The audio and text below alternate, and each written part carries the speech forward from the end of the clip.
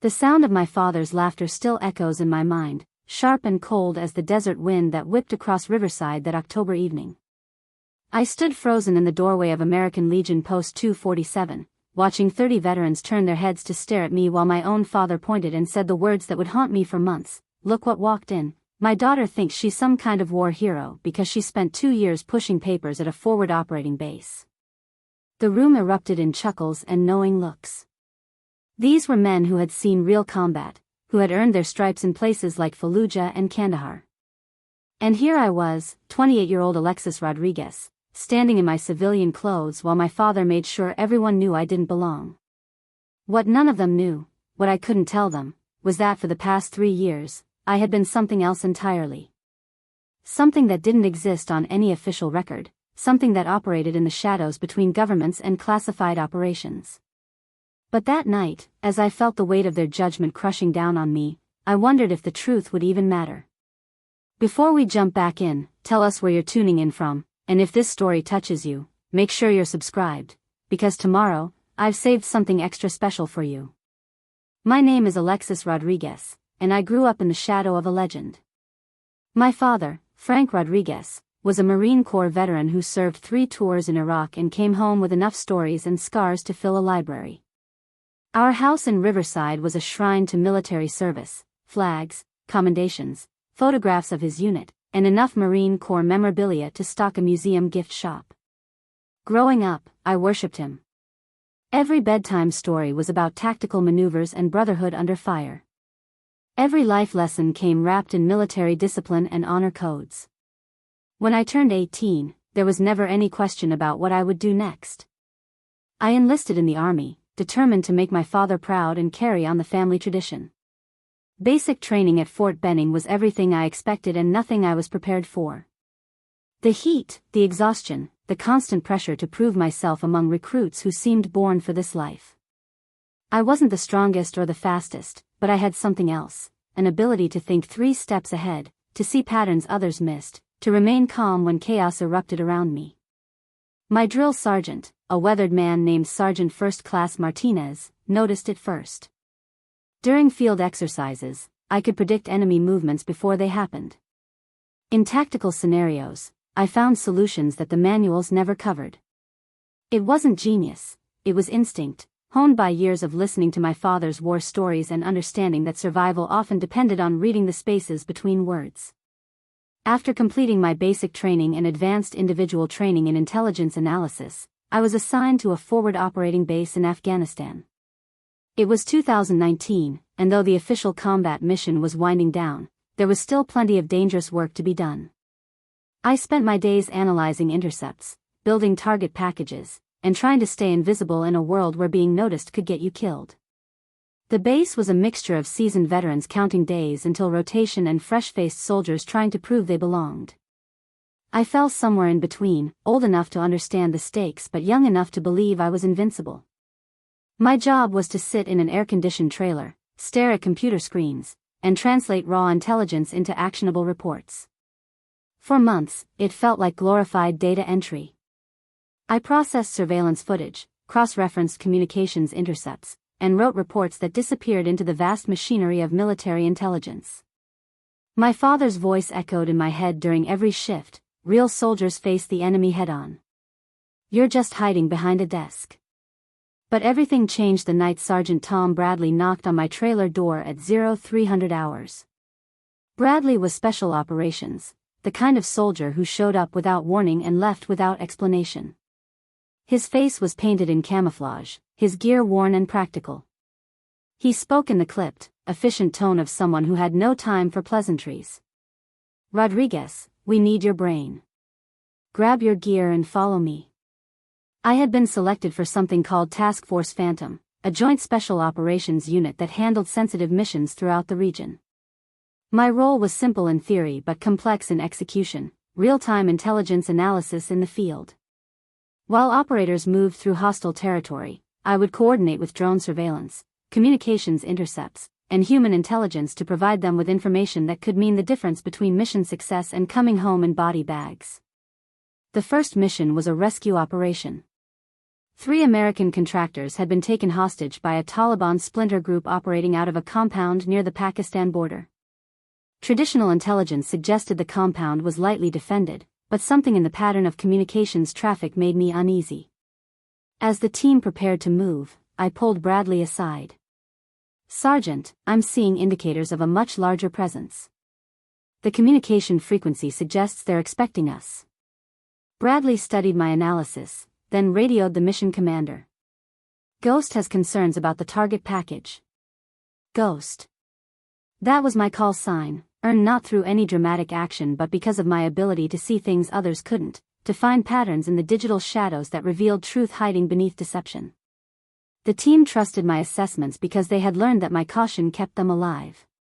We adjusted the mission parameters, approached from an unexpected direction, and discovered that what appeared to be a simple hostage situation was actually an elaborate trap designed to draw in American forces. Instead of walking into an ambush, we turned the tables and extracted the hostages without a single casualty. Over the following months, I became an integral part of Task Force Phantom. My official records showed me as an intelligence analyst attached to a support unit, but the reality was far different. I was embedded with some of the most elite soldiers in the American military, providing real-time analysis that shaped high-stakes operations across Afghanistan and, occasionally, beyond its borders. The work was addictive. Every mission was a puzzle where the wrong answer meant people died. I learned to read satellite imagery like a novel, to hear lies in radio transmissions, to spot the behavioral patterns that revealed insurgent movements days before they happened. My trailer became a nerve center where digital intelligence transformed into life-saving decisions. But with each successful mission, I felt the weight of secrets growing heavier. I couldn't tell anyone what I was really doing. My letters home were carefully edited fiction about routine intelligence work in quiet days on base. When I called my father, I listened to him complain about my safe desk job, while knowing I had just helped plan an operation that eliminated a high-value target responsible for coordinating attacks against American forces. The irony was suffocating. My father had raised me on stories of courage and sacrifice, but I couldn't share the reality of my own service without violating operational security that could compromise ongoing missions and endanger lives. So I swallowed his disappointment and let him believe I was exactly what my cover story suggested, a paper-pushing analyst who had never seen real action. My deployment ended in the spring of 2021, just as the final withdrawal was being planned. I had served my country in ways that would never appear on any official record, but I carried the knowledge that my work had saved lives and disrupted enemy operations that could have killed American soldiers and Afghan civilians. Returning to civilian life was jarring. I moved back to Riverside, ostensibly to attend college on my GA Bill benefits, but really because I didn't know what else to do with myself. The transition from high-stakes operations to community college courses in business administration felt like stepping from a fighter jet into a golf cart. My father seemed pleased that I was finally pursuing what he considered a practical career path, but he never missed an opportunity to remind me that my military service had been inadequate. At family dinners, he would regale guests with stories of his own combat experiences while making subtle digs about my comfortable assignment analyzing data from an air-conditioned trailer. "Alexis did her part," he would say with a dismissive wave, "but it wasn't real military service. She never had to face the enemy or make life-or-death decisions." Each comment was a small knife twist. I wanted to tell him about the night I identified a vehicle-borne improvised explosive device heading for a checkpoint and saved the lives of 18 soldiers. I wanted to describe the operation where my analysis led to the capture of a bomb maker responsible for attacks that had killed dozens of civilians. But operational security wasn't something that ended with my discharge. The missions I had supported were still classified, the methods we used still operational, the people I had worked with still conducting similar operations in other parts of the world. So I smiled and nodded and let him diminish my service while protecting secrets that could never be shared. The breaking point came on a Tuesday evening in October.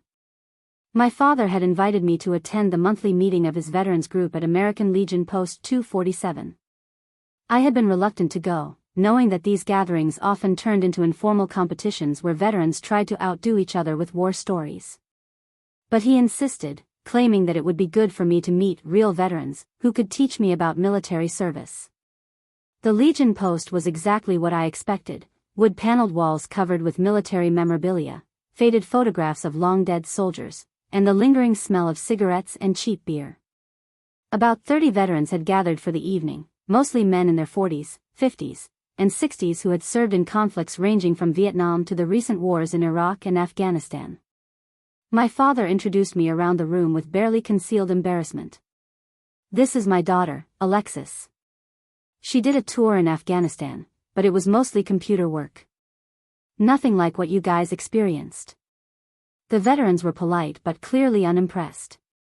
I could see them sizing me up, young, female, no visible scars or dramatic stories to share. In their world, military service was measured by proximity to combat and the dramatic nature of your experiences. A female intelligence analyst who had never fired a shot in anger clearly didn't register as worthy of serious respect. Tony Castellano, a stocky former infantry sergeant who had served in Fallujah, was particularly dismissive. "Afghanistan, huh? Must have been nice to have a safe job while the real soldiers were doing the fighting." I forced a smile and said nothing. What could I say? Preparing and narrating this story took us a lot of time, so if you are enjoying it, subscribe to our channel, it means a lot to us. Now back to the story. That I had probably read the intelligence reports on operations he had never heard of. That my safe job had involved making decisions that affected the lives of soldiers throughout his area of operations. The classification levels on my work meant that everything I had actually done was invisible to people like him. As the evening wore on, the conversation inevitably turned to war stories. Veterans shared tales of firefights and roadside bombs, of evacuating wounded comrades and making split-second decisions under enemy fire. Each story was met with nods of understanding and mutual respect. These men had shared something that civilian America could never fully comprehend. When someone asked if I had any stories to share, the room fell quiet. 30 pairs of eyes turned toward me, waiting for some tale of adventure or heroism that would validate my presence among them. "Not really," I said quietly. Like my father said, I mostly did computer work. The dismissal in their eyes was immediate and cutting. I wasn't part of their brotherhood. I was just someone who had worn the uniform but never truly served. That's when my father decided to twist the knife deeper. Standing up with a beer in his hand, he gestured toward me with the theatrical flourish of someone who had told this story many times before. "You want to hear something funny?" he said, his voice carrying across the room. "My daughter here used to talk about being some kind of special operations badass when she came home. Really believed her own hype about being important." The room chuckled, the sound sharp and knowing. These were men who had seen plenty of soldiers who embellished their service records or invented heroic tales to impress civilians. He continued, his voice growing louder and more confident as he played to his audience. "She actually tried to tell me that she was involved in classified operations. Can you imagine? A computer analyst thinking she was some kind of secret agent." The laughter grew louder. I felt my face burning with humiliation as 30 veterans looked at me with a mixture of pity and contempt. In their minds, I was exactly the kind of wannabe warrior they despised, someone who tried to inflate a mundane support role into something heroic. "Look what walked in," my father said, pointing directly at me. "My daughter thinks she's some kind of war hero because she spent 2 years pushing papers at a forward operating base." The room erupted in knowing chuckles and head shakes. These were men who had earned their credentials through blood and sacrifice, and they had no patience for someone who tried to claim unearned glory. I wanted to disappear. Every instinct told me to leave immediately, to walk out of that room and never return. But something deeper kept me frozen in place. Maybe it was stubbornness, or maybe it was the hope that someone would recognize that there was more to my story than what appeared on the surface. The conversation moved on, but I could feel the weight of their judgment settling around me like a shroud. I had been categorized and dismissed. In their world, I was nothing more than a pretender trying to claim membership in a brotherhood I had never truly joined. What none of them knew, what I couldn't tell them, was that somewhere in a classified database, there were after-action reports that mentioned Ghost's analysis as crucial to mission success. There were commendations signed by generals whose names would never appear in public, describing intelligence work that had saved American lives and disrupted enemy operations. But those reports were sealed under classification levels that wouldn't be downgraded for decades. The missions I had supported were conducted by units whose very existence was compartmentalized information. The work I was most proud of could never be shared with anyone who wasn't cleared for that specific program. So I sat in that room, surrounded by men whose service I respected, and let them believe I was exactly what I appeared to be, a young woman who had worn the uniform but never truly served her country in any meaningful way. The meeting finally ended around 9 o'clock. Veterans filtered out into the parking lot, shaking hands and making plans for next month's gathering. A few offered polite goodbyes, but I could see the mixture of pity and dismissal in their eyes. My father seemed energized by his performance, clearly pleased with how he had entertained his friends at my expense. "See what I mean?" he said as we walked to our cars. "These guys have real stories. Maybe spending time around actual veterans will help you understand what military service is supposed to look like." I drove home through the empty streets of Riverside, replaying the evening's humiliation in my mind. Part of me wanted to be angry at my father for his cruelty, but I understood his perspective. From his point of view, I had served in a support role during a relatively quiet period of a winding-down conflict. He had no way of knowing that his dismissive assessment was completely wrong. But understanding didn't make the pain any less acute. I had sacrificed years of my life serving my country in ways that I could never discuss or claim credit for. I had made decisions that affected the lives of soldiers and civilians throughout one of the most dangerous regions on Earth. And for my troubles, I was mocked by the very people whose service I had tried to honor through my own. That night, I lay in bed staring at the ceiling and wondering if the secrecy was worth it. Maybe it would be easier to let people believe I was just a paper-pushing analyst who had never done anything meaningful. Maybe trying to maintain cover for operations that were already concluded was a form of pride that served no useful purpose. But deep down, I knew that wasn't true. The classification protocols existed for reasons that went far beyond my personal reputation. The methods we had used were still operational, the people I had worked with still conducting similar missions in other parts of the world. Breaking operational security to defend my ego could compromise ongoing operations and endanger lives. So I would continue to carry the secret, continue to let people believe what they needed to believe, and continue to live with the knowledge that my real service to my country would remain invisible to the very people whose respect I most wanted to earn. The irony was crushing, but it was the price of serving in a world where the most important work happened in the shadows, where success was measured not by public recognition but by missions accomplished and lives saved. I was ghost, and ghosts, by definition, were meant to remain unseen. The weeks following that humiliating evening at the Legion post stretched like an endless desert highway. I threw myself into my college coursework, trying to lose myself in business administration classes that felt like mental gymnastics performed underwater. Marketing principles and accounting procedures couldn't hold a candle to the intellectual challenge of real-time threat assessment, but they served as a distraction from the echo of laughter that still rang in my ears. My relationship with my father deteriorated into a series of polite but strained conversations. He seemed satisfied that his public demonstration had put me in my proper place, occasionally making comments about how I seemed more grounded lately.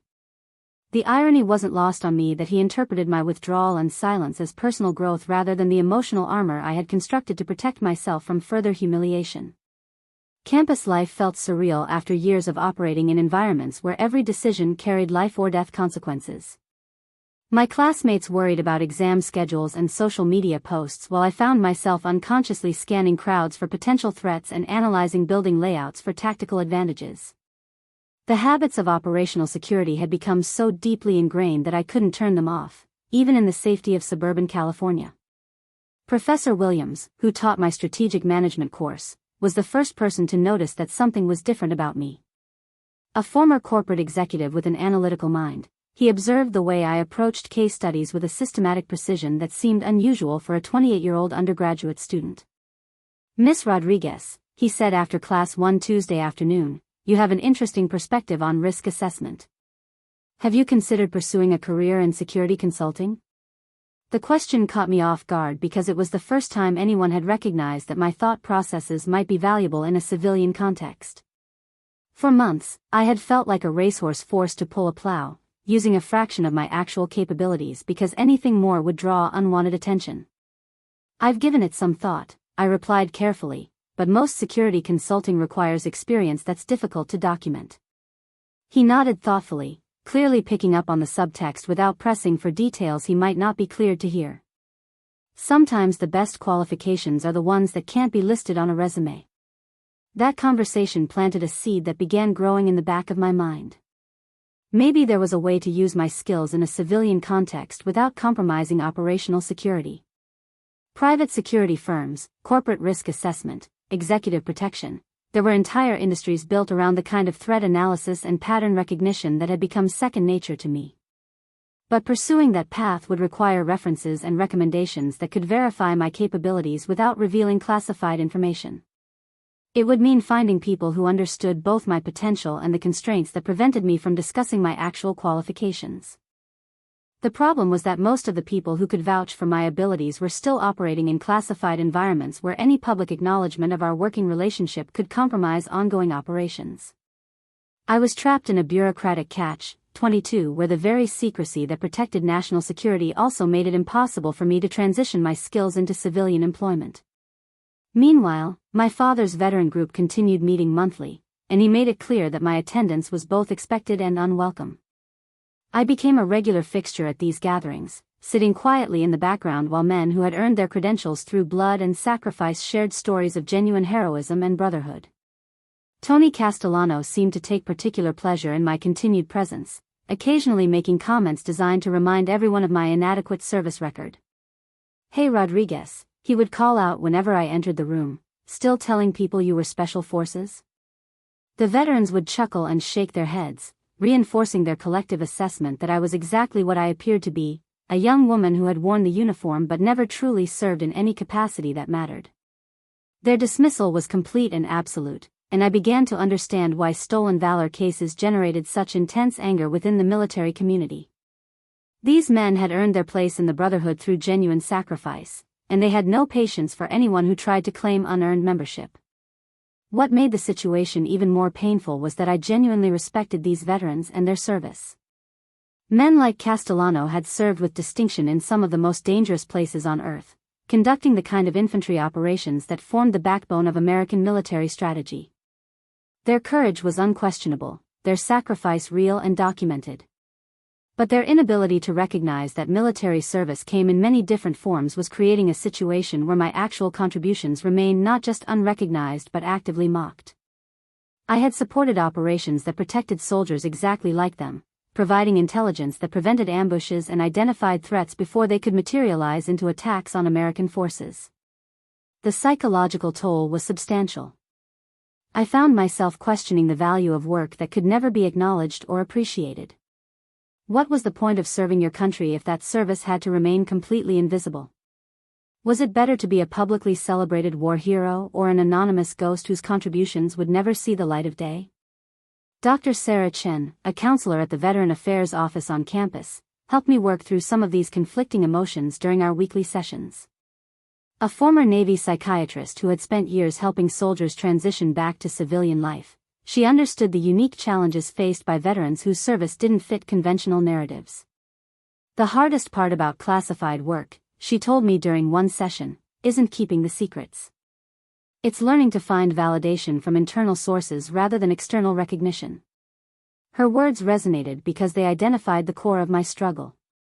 I had grown up in a household where military service was celebrated and honored through visible symbols, ribbons, medals, certificates, and the respect of fellow veterans. But my most meaningful contributions existed in a parallel universe where success was measured by missions accomplished and lives saved rather than public ceremonies and community recognition. The challenge was learning to find peace with that invisibility while maintaining the operational security that protected ongoing missions and the safety of people still serving in similar capacities. It meant accepting that the most important work I had ever done would remain forever unknown to the people whose approval I most desperately wanted. Betty Wu, a Vietnam-era Army nurse who attended my father's veteran meetings, was one of the few people who seemed to sense that there might be more to my story than what appeared on the surface. She never asked direct questions or pushed for information I couldn't share, but her interactions with me carried a subtle acknowledgement that military service took many different forms. Not all wars are fought on battlefields, she told me quietly after one particularly difficult meeting where Castellano had been especially cruel in his assessment of my service. Some of the most important victories happen in places where no one can see them. Her words carried the weight of someone who had seen enough military operations to understand that success often depended on logistics, intelligence, and support functions that never generated headlines but were absolutely essential to mission accomplishment. It was a small comfort, but it helped me maintain my composure during the worst moments of public humiliation. The tension at home continued building as my father became increasingly frustrated with what he perceived as my stubborn refusal to acknowledge the limitations of my military service.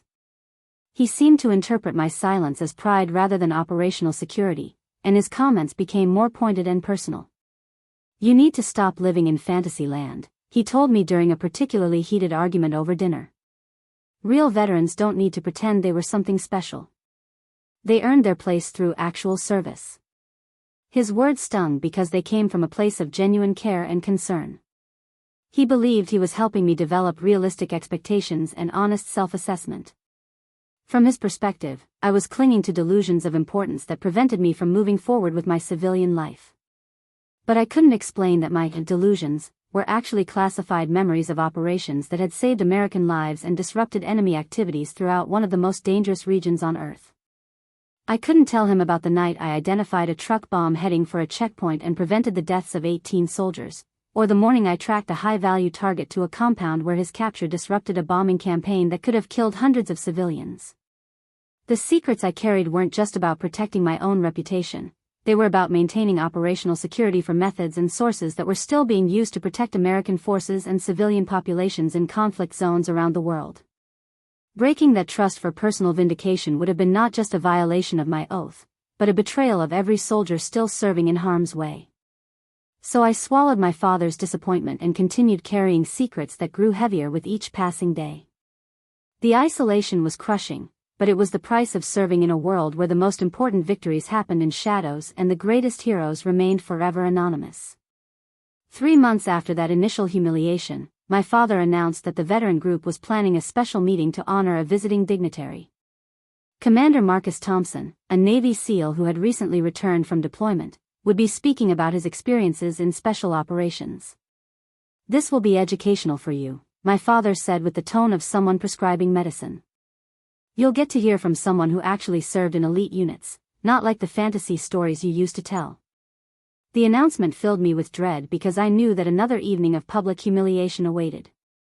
Commander Thompson would undoubtedly be introduced as everything I had pretended to be, a genuine special operations veteran with documented heroism and legitimate credentials. My presence at such an event would only serve to highlight the contrast between real military achievement and my own supposedly fabricated claims. But attendance wasn't optional. My father had made it clear that missing this meeting would be interpreted as cowardice, an admission that I couldn't face real veterans who might challenge my inflated sense of self-importance. So I prepared myself for another evening of psychological torture, another opportunity for men like Castellano to remind everyone present that I was nothing more than a wannabe warrior with delusions of grandeur. The irony was that I actually looked forward to hearing Commander Thompson speak. Special operations veterans were rare in civilian settings, and their perspectives on military service were always insightful.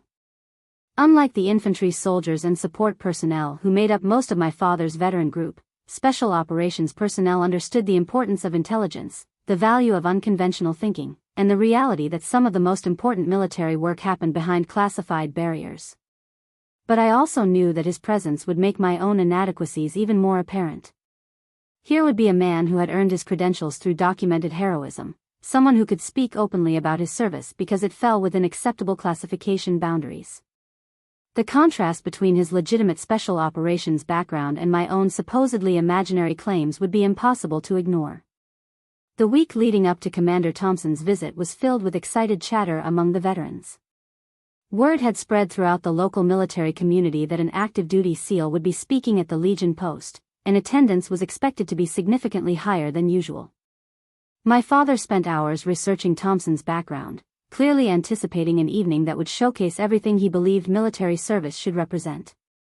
"Real special operations," he said repeatedly, as if the phrase itself was a rebuke to my own supposed pretensions. "You'll finally see what actual elite military service looks like." His excitement was genuine and touching, reflecting his deep respect for military achievement and his desire to educate me about the difference between authentic heroism and civilian fantasies.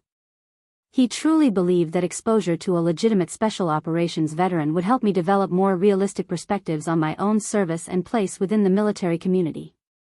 What he didn't know was that I had probably read intelligence reports on operations that Commander Thompson had participated in or supported.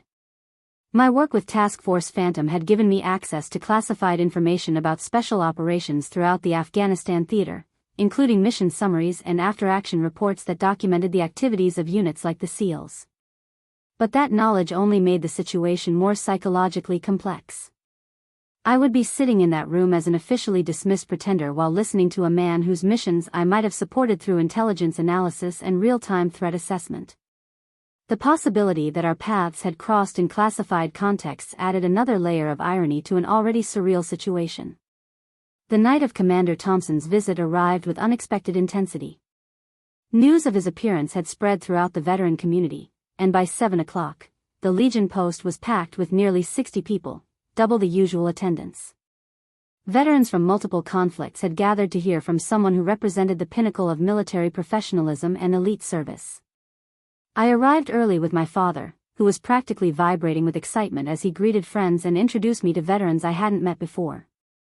Each introduction followed the same pattern: enthusiastic praise for my father's military service, polite acknowledgement of my own administrative role in Afghanistan, and quick movement to more interesting topics of conversation.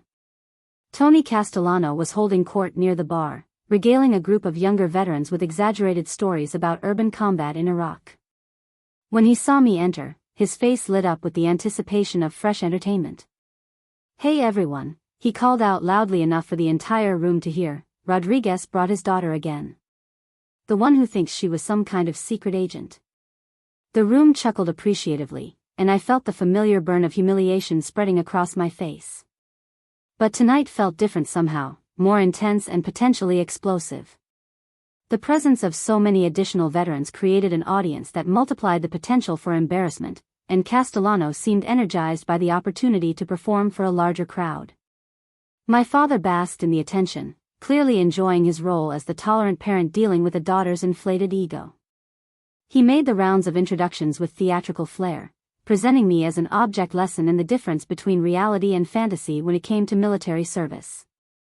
Commander Marcus Thompson arrived at precisely 7:30, and his entrance immediately shifted the energy in the room. He was exactly what central casting would have ordered for a Navy SEAL: lean, intense, and carrying himself with the quiet confidence that came from years of operating in the world's most dangerous environments.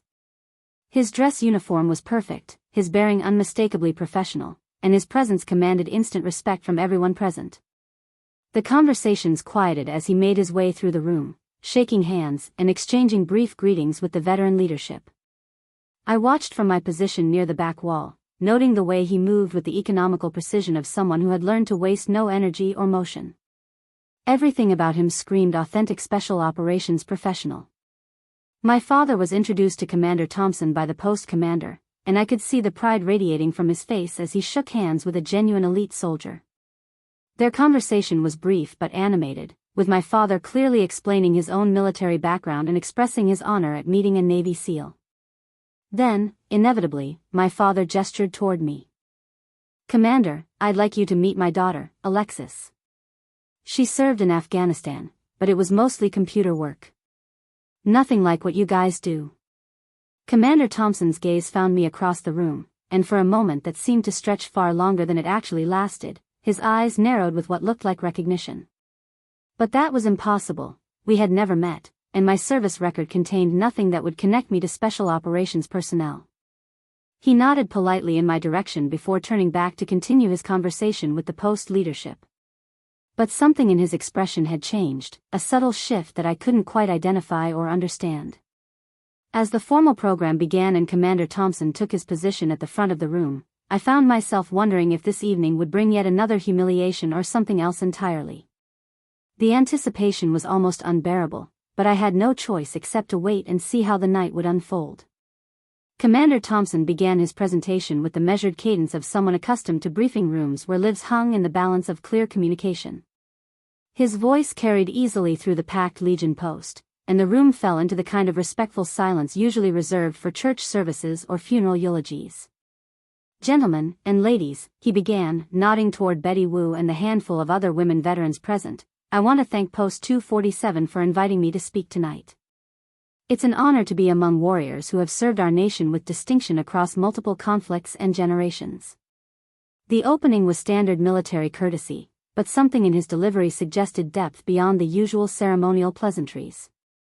His eyes swept the room methodically, taking in faces with the systematic attention of someone trained to assess threats and identify assets in unfamiliar environments. "Tonight, I want to talk about something that doesn't often make it into the official after-action reports or the stories we tell at gatherings like this. I want to discuss the invisible war, the conflicts fought by people whose names never appear in newspapers and whose contributions remain classified long after the shooting stops." My stomach tightened. This wasn't the direction I had expected his presentation to take, and something in his tone suggested he was building toward a specific point rather than delivering generic remarks about military service. He continued, his gaze now seeming to linger on different sections of the audience as he spoke. "Special operations forces get most of the credit for unconventional warfare, and we've earned much of that recognition through blood and sacrifice. But the reality is that our successes depend entirely on capabilities that most people never see or understand." Tony Castellano shifted in his seat, clearly expecting Commander Thompson to pivot toward familiar territory about elite training and combat heroics. Instead, the SEAL officer moved in a completely different direction. "The most successful operation I ever participated in wasn't a direct action raid or a hostage rescue.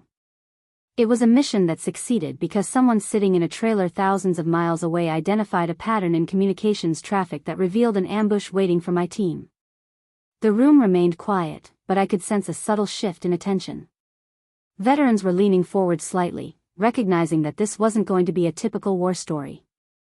That analysis came from what military personnel call a ghost, an intelligence operative whose job is to see what others miss, to find the threads that connect seemingly random events into actionable intelligence.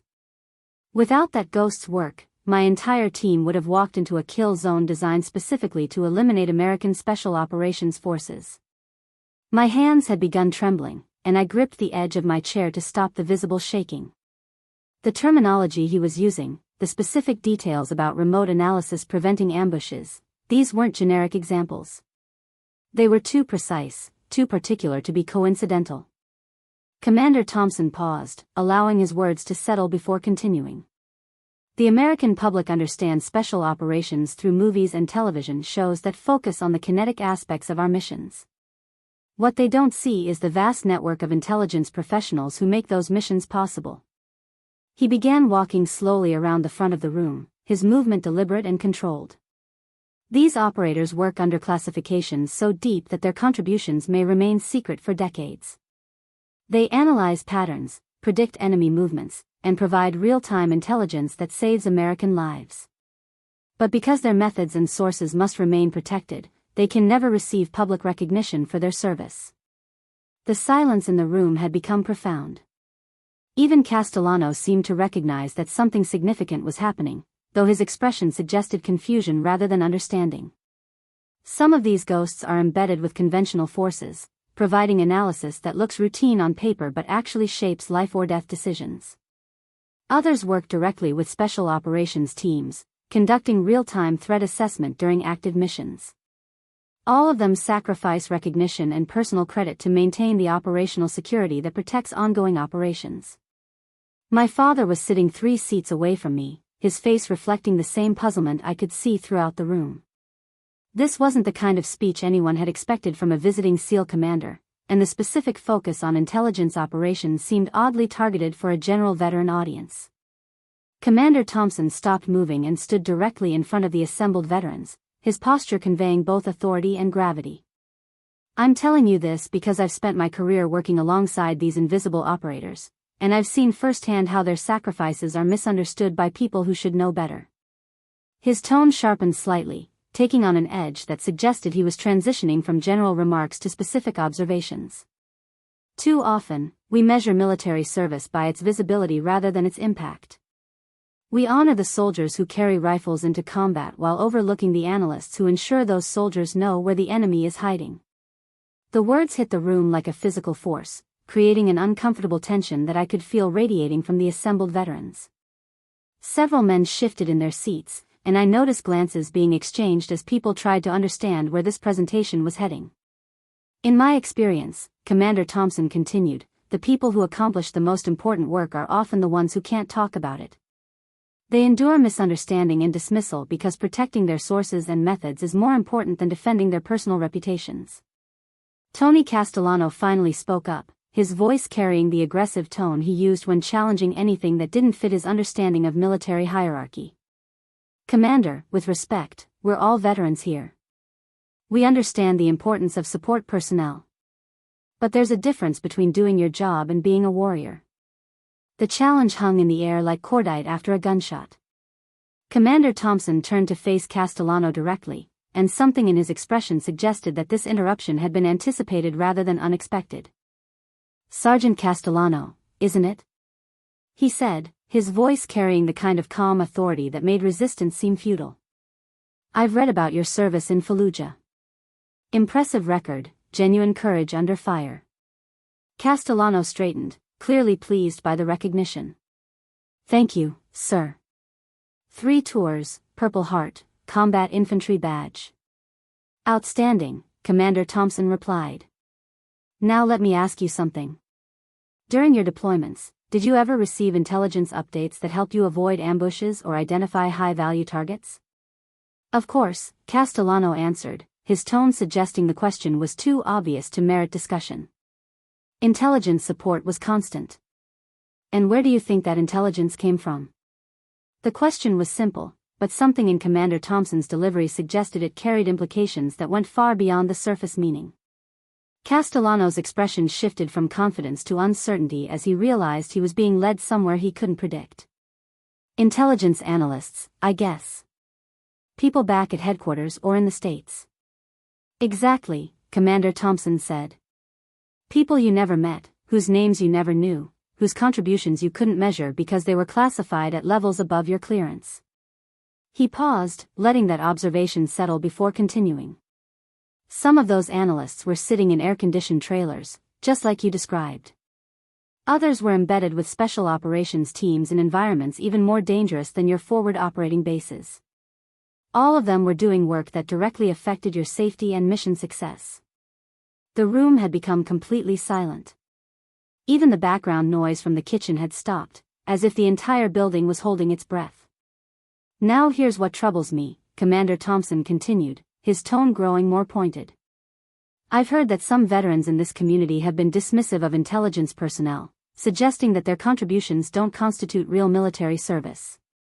My father's face had gone pale, and I could see him beginning to understand that this wasn't a generic presentation about special operations. Somehow, incredibly, Commander Thompson knew about the dynamics within this specific veteran group. Such attitudes demonstrate a fundamental misunderstanding of how modern warfare actually functions, the SEAL officer continued. They also dishonor the sacrifices made by personnel whose service can't be measured by conventional metrics. Castellano tried to respond, but Commander Thompson held up a hand that silenced him immediately. The gesture was subtle but unmistakably authoritative, carrying the weight of someone accustomed to controlling rooms full of armed professionals. I want to share a specific example, Commander Thompson said, because I think it will help illustrate what I'm talking about. He reached into his jacket and withdrew a folder that he set on the podium without opening it. The simple action carried an ominous quality that suggested important revelations were about to unfold. 3 years ago, my team was tasked with eliminating a high-value target who had been coordinating improvised explosive device attacks against coalition forces throughout eastern Afghanistan.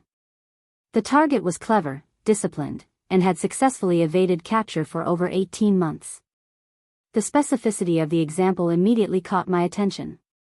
3 years ago placed the timeline during my deployment, and the geographic details matched the area where Task Force Phantom had conducted multiple operations. Intelligence indicated that he moved between safe houses using a pattern designed to avoid predictive analysis. Traditional surveillance methods had failed to establish his routine, and direct action raids had consistently found empty buildings. My mouth had gone completely dry. I recognized this case study because I had been the analyst who cracked the target's movement pattern, identifying the behavioral signatures that allowed Special Operations Forces to anticipate his location. The breakthrough came from an intelligence operative who noticed that the target's communications followed a subtle pattern tied to local market schedules and religious observances. This ghost identified correlations that had been invisible to conventional analysis, providing predictive intelligence that allowed my team to position ourselves ahead of his movement. Commander Thompson opened the folder and withdrew what appeared to be a classified document, though he held it at an angle that prevented anyone in the audience from reading its contents. The operation was a complete success.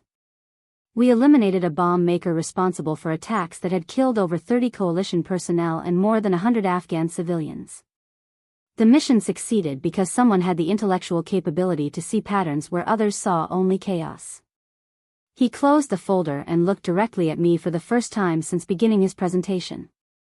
The eye contact lasted only a few seconds, but it felt like a searchlight had suddenly illuminated my position in the room. That ghost's analysis didn't just enable one successful mission. It provided methodologies that were applied to similar targets throughout the theater of operations, resulting in the disruption of multiple bombing networks and the prevention of countless attacks against American forces. The room remained silent, but I could feel the weight of attention beginning to shift in ways I couldn't quite understand. Several veterans were glancing around, trying to determine why this particular example had been chosen for discussion.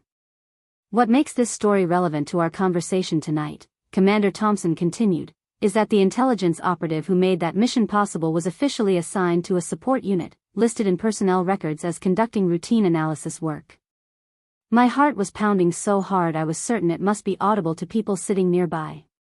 The details he was sharing were too specific to be coincidental, too precise to represent anything other than direct knowledge of classified operations I had supported. To anyone reviewing this person's official service record, he said, their deployment would appear mundane, computer work, administrative duties, the kind of assignment that some veterans dismiss as non-essential support function. He paused again, and I could see several people in the audience beginning to understand that this presentation had moved beyond generic examples into something much more specific and personal. But the reality is that this ghost's intellectual courage and analytical precision saved more American lives than most infantry squads, most armor units, and most artillery batteries.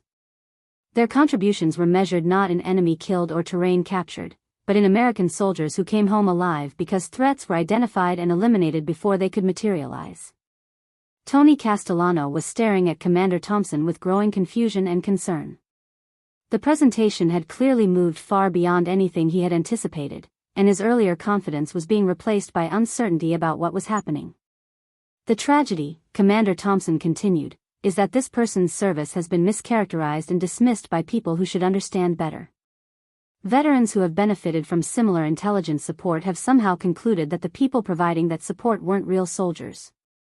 My father was now looking directly at me, his expression reflecting a dawning awareness that something significant was occurring. The pieces were falling into place in his mind, though he clearly hadn't yet grasped the full implications of what he was hearing. Such attitudes are not just wrong, Commander Thompson said, his voice carrying a sharp edge of anger that cut through the room like a blade. They're insulting to everyone who has served in intelligence capacities, and they demonstrate a level of ignorance that would be embarrassing in civilian circles, let alone among military veterans. The silence that followed was thick with tension and confusion. Veterans were exchanging glances, trying to understand why a visiting SEAL commander was delivering what amounted to a lecture about respecting intelligence personnel to a room full of combat veterans. Commander Thompson walked slowly across the front of the room, his movement measured and deliberate. When he reached the center, he stopped and looked directly at my father. "Mr. Rodriguez," he said, his tone shifting from general address to specific confrontation, "I understand you have a daughter who served in Afghanistan." The question hit my father like a physical blow. He straightened in his chair, clearly unprepared for direct engagement from the speaker. "Yes, sir," he answered, his voice carrying uncertainty and growing apprehension. "And I understand you've been sharing your assessment of her service with other veterans in this community." The statement wasn't a question, and its implications were unmistakable. Somehow, Commander Thompson possessed detailed knowledge about conversations that had taken place within this veteran group, including my father's public dismissals of my military service. My father's face flushed red, and I could see him struggling to understand how a visiting SEAL officer could possibly know about internal discussions within the local veteran community.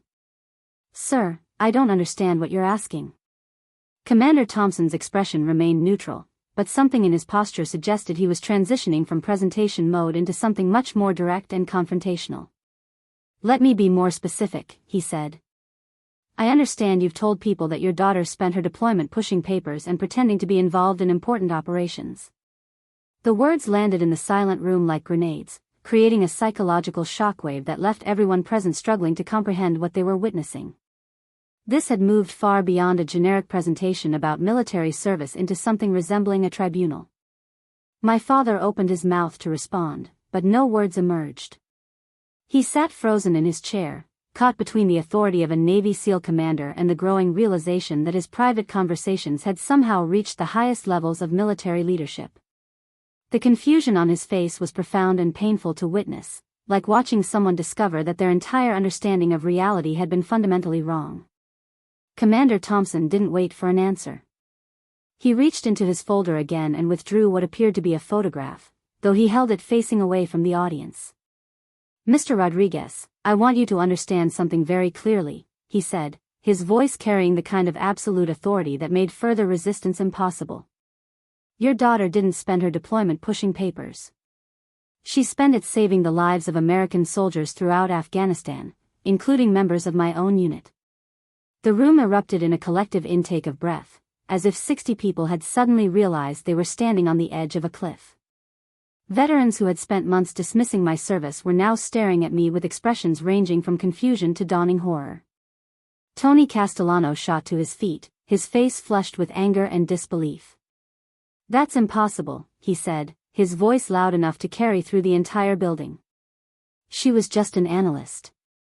I've seen her service record."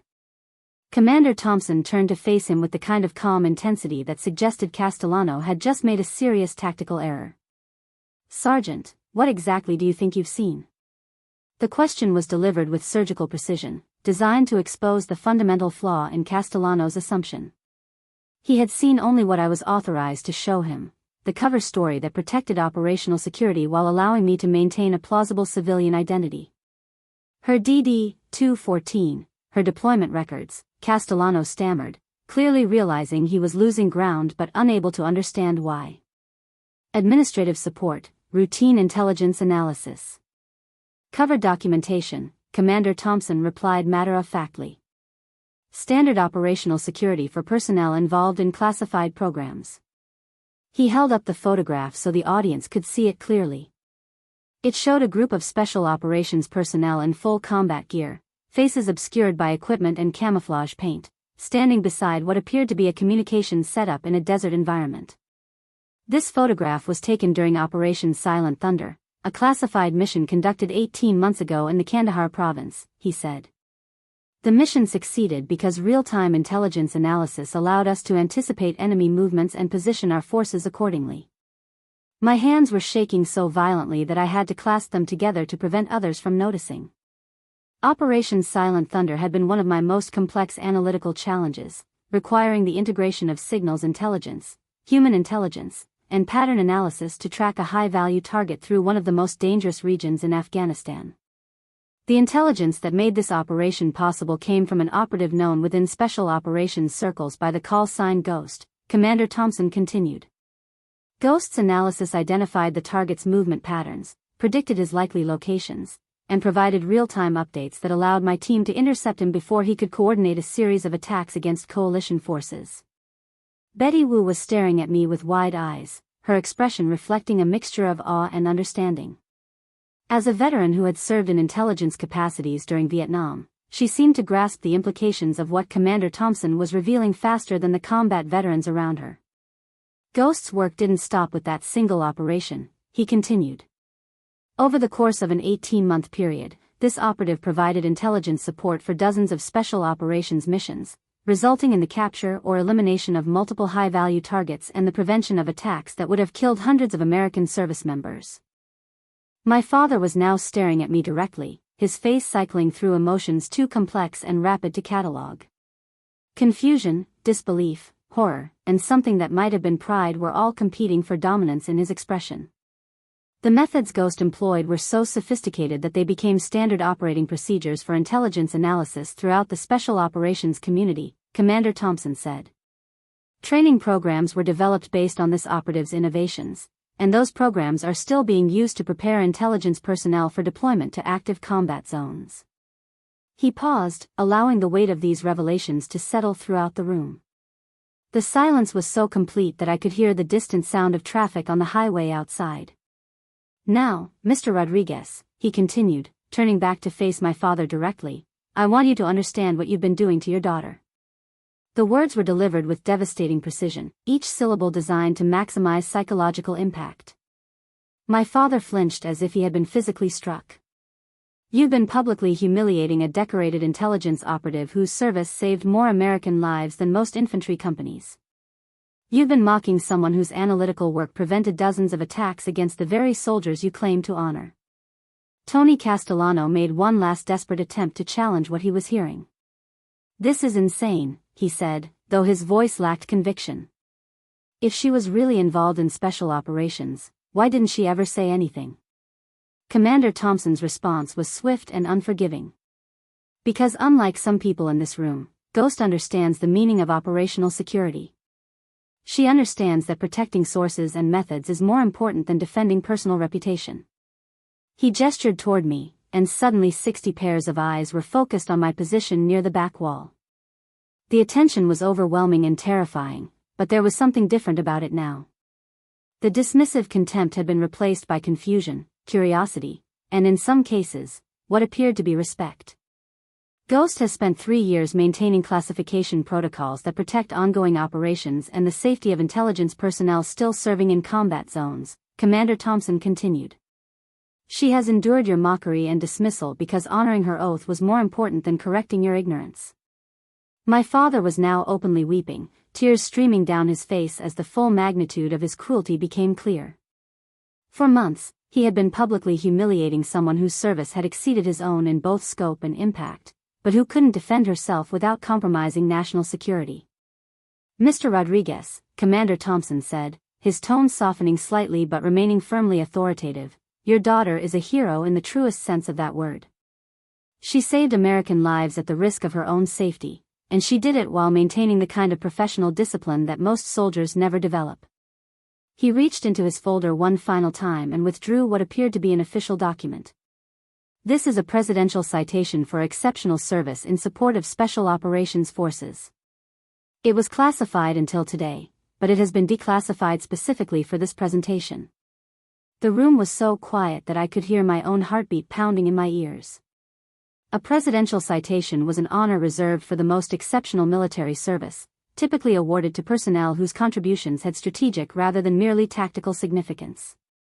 The citation reads, and I quote, for exceptionally meritorious service in support of Special Operations Forces during Operation Enduring Freedom. Through innovative analytical methods and tireless dedication to mission success, this operative provided intelligence that directly resulted in the disruption of multiple terrorist networks and the prevention of attacks that would have caused significant casualties among coalition forces and civilian populations. He looked up from the document and gazed directly at me.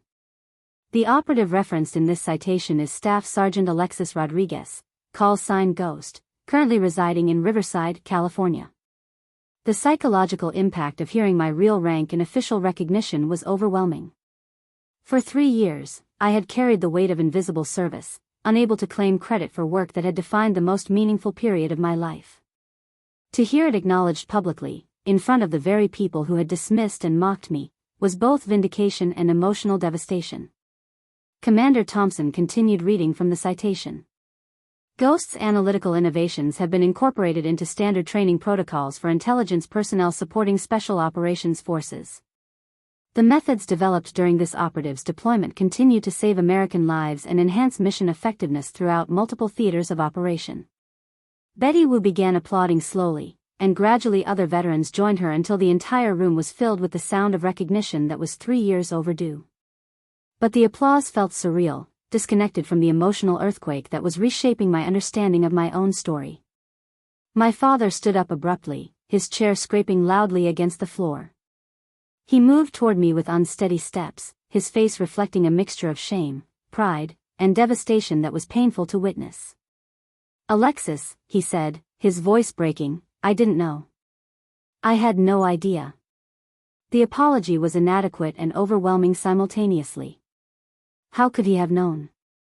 The classification system had been designed specifically to prevent him from knowing, to maintain operational security that protected ongoing missions and the safety of personnel still serving in similar capacities. Commander Thompson wasn't finished. He gestured for the applause to stop and continued speaking with the measured authority that had characterized his entire presentation.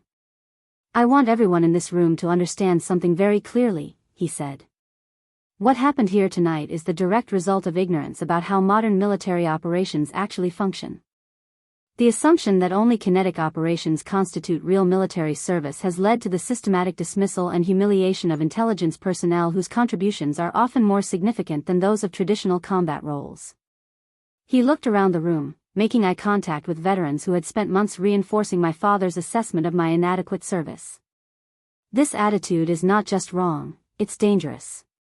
It discourages the kind of intellectual courage and innovative thinking that modern warfare requires. It creates environments where our most valuable analytical minds are driven out of military service because they can't receive recognition for their actual contributions." Tony Castellano had slumped back into his chair, his earlier bravado completely evaporated. The man who had taken such pleasure in mocking my supposed pretensions was now confronted with the reality that his assessment had been not just wrong but offensively ignorant. "Sergeant Castellano," Commander Thompson said, addressing him directly, "I want you to understand that Ghost's intelligence work directly supported operations in your sector during your final deployment to Iraq. The tactical updates you received about IED threats and insurgent movements were based on analytical methods that Ghost helped develop." The revelation hit Castellano like a physical blow. He had been mocking someone whose work had literally contributed to keeping him alive during his combat deployments. Commander Thompson turned back to address the entire room. "This is why operational security exists, and this is why classification protocols must be respected even in veteran communities. The people who do the most important work are often the ones who can never talk about it." He gestured toward me again, and I felt the weight of 60 pairs of eyes examining me with completely transformed understanding. Ghost maintained professional discipline under circumstances that would have broken most people. She endured mockery and dismissal rather than compromise operations that were still ongoing. That level of integrity and commitment to duty represents the highest ideals of military service. My father reached my position and stood there uncertainly, clearly wanting to embrace me but unsure whether such a gesture would be appropriate given the formal nature of what was happening. "Sir," I said quietly, speaking for the first time since Commander Thompson had begun his presentation, "it's okay." The words were inadequate to address the magnitude of what had transpired, but they were all I could manage. Months of humiliation and isolation had been replaced in a single evening by recognition and vindication that exceeded anything I had imagined possible. My father wrapped his arms around me, and I could feel his whole body shaking with emotion. "I'm sorry," he whispered repeatedly. "I'm so sorry." Commander Thompson watched our reunion for a moment before continuing his address to the assembled veterans. "I want to establish something very clearly for this community," he said. "Military service takes many forms, and some of the most important contributions come from personnel whose work remains classified for years or decades after their discharge." He paused, ensuring that his next words would carry maximum impact. "Anyone who encounters a veteran whose service record appears mundane should remember what you've learned here tonight. The absence of visible credentials doesn't indicate the absence of significant service. It may indicate exactly the opposite." Betty Wu raised her hand, and Commander Thompson nodded for her to speak.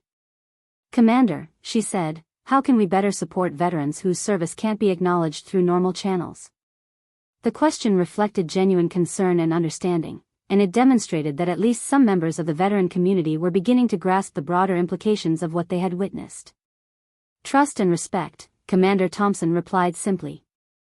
"Understand that classification exists for reasons that go beyond individual recognition.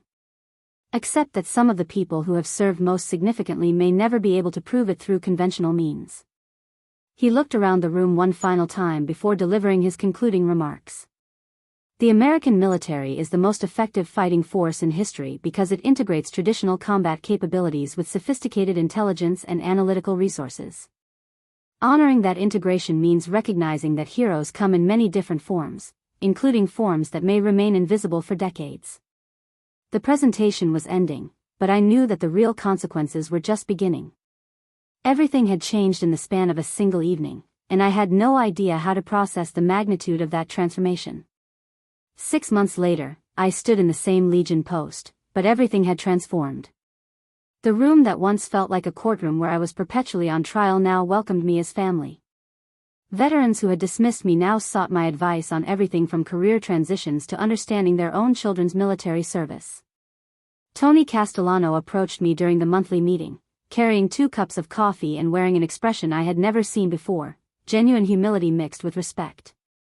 "Alexis," he said, offering me one of the cups, "I've been thinking about what Commander Thompson said that night. About how intelligence work I received probably came from people like you." I accepted the coffee and nodded. "It's more common than most people realize, Tony. The military runs on information." He sat down heavily in the chair beside me, suddenly looking older than his years. "I spent 3 tours in Iraq thinking I was doing it all on my own, you know? Never really considered how much support was happening behind the scenes." "That's how it's supposed to work," I replied. "When intelligence functions properly, it's invisible to the people it protects." We sat in comfortable silence for a moment, watching other veterans file into the room for the evening's program. The dynamic had shifted completely since that night when Commander Thompson revealed my true service record. Instead of being the outsider looking in, I had become a bridge between different generations and types of military experience. My father entered through the main door, moving with more energy than I had seen from him in months. The revelation about my service had affected him profoundly, but not in the way I had expected. Rather than simply apologizing and moving on, he had thrown himself into learning everything he could about intelligence operations and the broader scope of modern military service. "The guest speaker should be here any minute," he announced to the room. "She's a Army intelligence officer who just returned from deployment." I thought it would be good for everyone to hear about current operations. His transformation had been remarkable to witness. The man who once dismissed intelligence work as non-essential support had become one of its most passionate advocates, using his influence within the veteran community to educate others about the complexity and importance of modern military operations. Betty Wu took her usual seat in the front row, but now she saved the chair beside her for me. Our friendship had deepened considerably since that revelatory evening, built on shared understanding of what it meant to serve in capacities that required sacrifice without recognition. "How are you adjusting to your new position?" she asked as I settled in beside her. 3 months earlier, I had accepted an offer to join a private security consulting firm specializing in threat analysis for corporate clients. The work utilized exactly the skills I had developed during my military service, but in contexts where I could discuss my methods and achievements openly. "It's challenging in all the right ways," I replied. "Yesterday I briefed a Fortune 500 executive about security risks for their overseas facilities. Using the same analytical frameworks I developed in Afghanistan, but now I can explain how I reached my conclusions."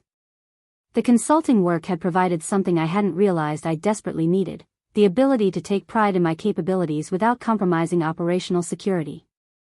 For the first time since my discharge, I could discuss my work with colleagues and clients who appreciated the sophistication of threat analysis and pattern recognition. Commander Thompson entered the room precisely at 7 o'clock, just as he had 6 months earlier. But this time, his presence generated excited conversations rather than nervous anticipation. He had become a regular attendee at the monthly meetings, using his visits to educate the veteran community about the evolving nature of military service. "Good evening, everyone," he said, taking his familiar position at the front of the room. "Before we begin tonight's program, I wanted to share some news that I think will interest all of you." He withdrew a folder from his jacket, but unlike that first dramatic evening, his gesture carried celebration rather than confrontation. "Last month, the Defense Intelligence Agency implemented new training protocols based on analytical methods developed by one of our own community members," he announced. These protocols are now being used to prepare intelligence personnel for deployment to active theaters of operation worldwide. The room erupted in applause, and I felt the familiar warmth of recognition that no longer carried the shock of surprise.